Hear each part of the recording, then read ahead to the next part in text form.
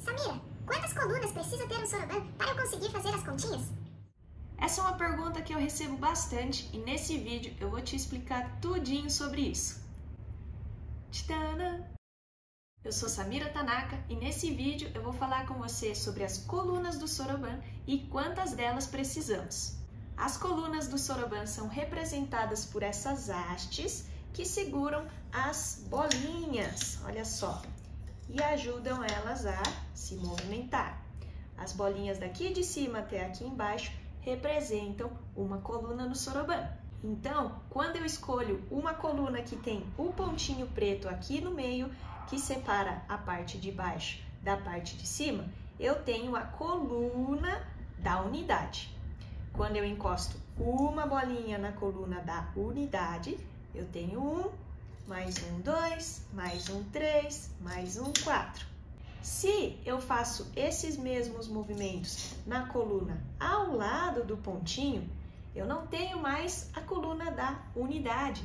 Eu vou usar então a coluna da dezena. Na coluna da dezena, essa bolinha também vale 1. Só que, por ela estar na coluna da dezena, ela vale uma dezena, ou seja, 10. Aqui no soroban conseguimos ver que temos uma bolinha na dezena e 0 na coluna da unidade, 10. Se a gente continuar trocando as colunas, cada número em cada coluna vai representar um valor. Então, vamos continuar aqui comigo. Uma bolinha na coluna da centena também vale 1, só que nesse caso ela está valendo 100. 0 na coluna da dezena e 0 na coluna da unidade. E se eu coloco duas bolinhas na coluna da unidade de milhar, eu tenho 2000. Então, em todas as colunas, eu consigo representar os números de 0 a 9, mas o valor delas vai depender da posição em cada coluna. Vamos para um desafio?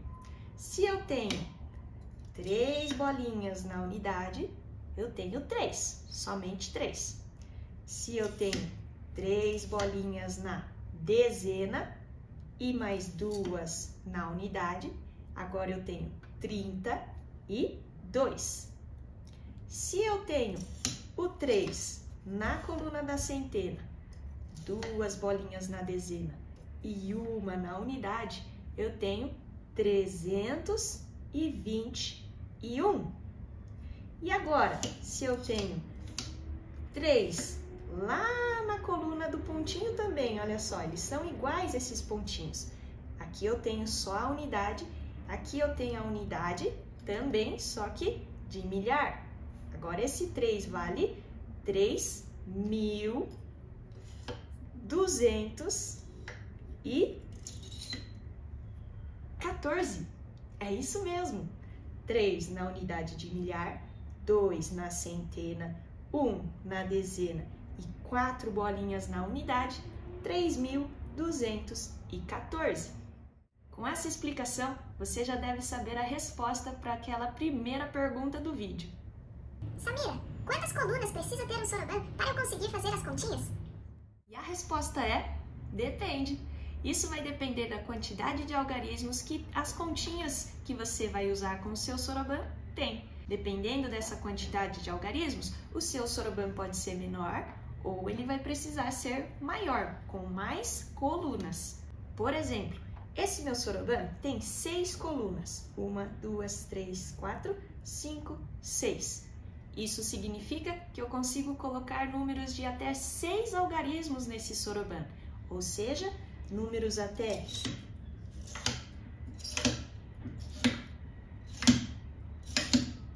999.999.